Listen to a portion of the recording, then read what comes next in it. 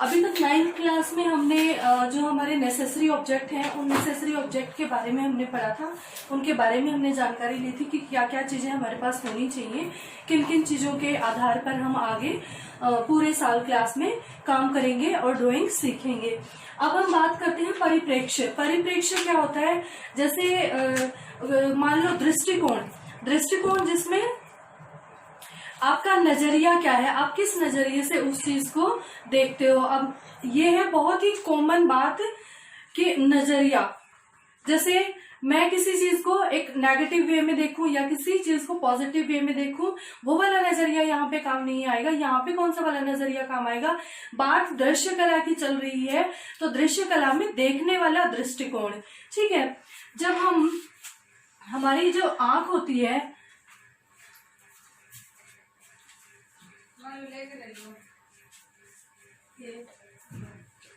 ये इसके माध्यम से या इसी के द्वारा हम देखते हैं और चीजों को दिमाग में बिठाते हैं, ठीक है, इसके दृष्टिकोण पे। अब ये किस तरीके से देखती है, या जो हमारा ये आईबॉल है वो किस तरीके से इन चीजों को एक विजुअलाइज क्रिएट करता है, तो उसमें हमने देखना है कि परिप्रेक्ष्य, दूर दृष्टि कोण।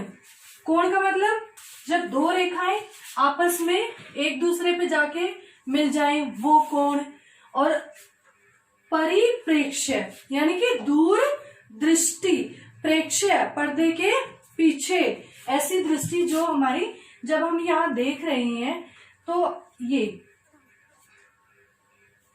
जो हमारी दृष्टि है ये किसी चीज के ऊपर पड़ रही है, तो ये जा करके एक बिंदु पे जाके खत्म हो जाएगी।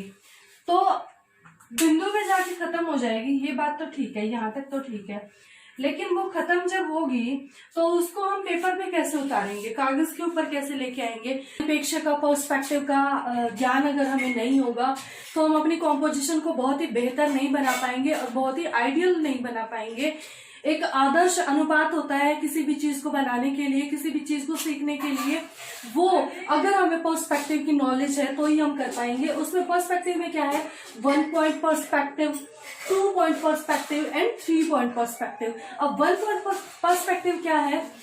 जो एक बिंदु पर जाकर मिलती हुई लाइनें जब हमें दिखेंगी वो हो जाएगा 1 पॉइंट पर्सपेक्टिव। 2 पॉइंट पर्सपेक्टिव में ये वाला, जैसे आप एग्जाम्पल ले सकते हैं, ये वाले एग्जाम्पल में मान लीजिए आपके स्कूल में जब ध्वजारोहण होता है, आपके स्कूल में जब झंडा फहराया जाता है तो स्टेज के ऊपर कुछ इस तरीके का एक पिलर सा और उस पिलर के ऊपर या तो आप 2D डायमेंशन का कोई, 3D डायमेंशन का कोई आप डंडा पोल लगा देते हैं, या फिर कुछ इस तरीके का कोई पिलर होता है जो कि हमारे आई लेवल के बिल्कुल ऊपर होता है। अब जब तक आई लेवल का नहीं पता होगा हम पर्सपेक्टिव को नहीं समझ सकेंगे।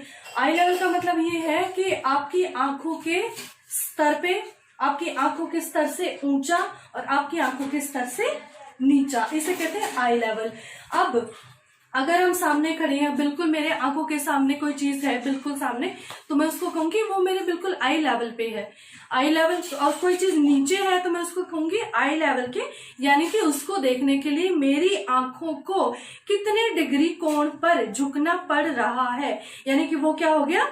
आई लेवल के नीचे। और उसके बाद हम बात करेंगे आई लेवल के ऊपर की, यानी कि मेरी जो आंखों के बिंदु हैं इनको, मेरी आईबॉल्स को ऊपर आई लेवल के ऊपर देखने के लिए कितने कितने डिग्री एंगल पे मूव करना पड़ता है, उसे कहते हैं आई लेवल।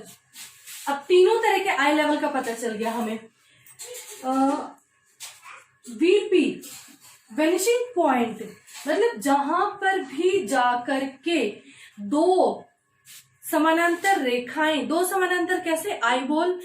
दो आईबॉल है ना, दोनों आईबॉल जब देख रहे हैं और वो जाकर के किसी सामने एक ऐसी चीज पर टकराएंगे, वहां पे एक बिंदु होगा, दोनों आंखें मिल जाएंगी, वो टकराती हुई नजर आएंगी, तो तब बनेगा वेनिशिंग पॉइंट। और वेनिशिंग पॉइंट किसी में एक होते हैं, किसी में दो होते हैं, किसी में तीन होते हैं। अब तीनों का, दो का और एक का कैसे पता करेंगे? देखो 2 पॉइंट पर्सपेक्टिव, 2 पॉइंट पर्सपेक्टिव के बारे में हम बात करते हैं। मान लीजिए ये पिलर है, ले लिया पिलर। अब स्कूल में स्टेज है, स्टेज कहाँ तक होगा? हमारे धड़ से भी बिल्कुल नीचे होगा, जिसका हमें आधा फर्श दिख रहा होगा यहाँ से, और सामने का हमें ये व्यू दिख रहा होगा।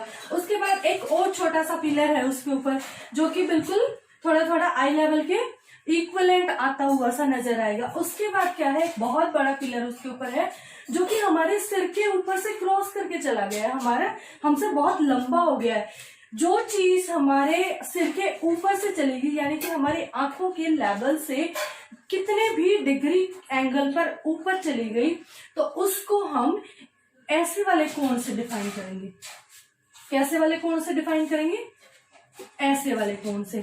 और जो चीज आई लेवल के नीचे है, उसको हम ऐसे वाले कोण से डिफाइन करेंगे, और जो आई लेवल पे है बिल्कुल, उसको हम ऐसे डिफाइन करेंगे।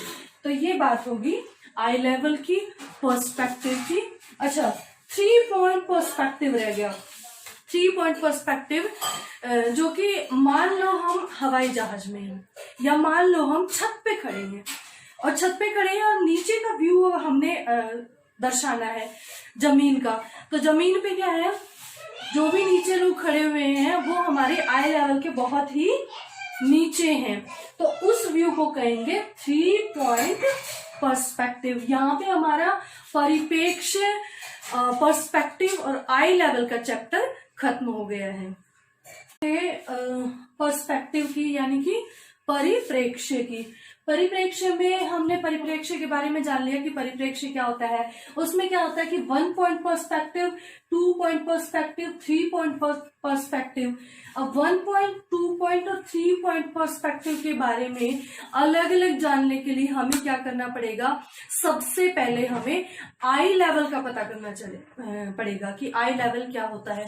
आई लेवल का मतलब ये होता है कि कोई चीज आपके आंखों के बिल्कुल सामने है। जैसे कि हम ऑब्जेक्ट बनाते हैं, कोई भी स्टिल लाइफ लगा लो, कोई मॉडल लगा लो, या कुछ भी हम चीज देखते हैं, तो उसको आई लेवल के बराबर और आई लेवल के ऊपर और आई लेवल के नीचे 3 हिस्सों में डिवाइड करते हैं।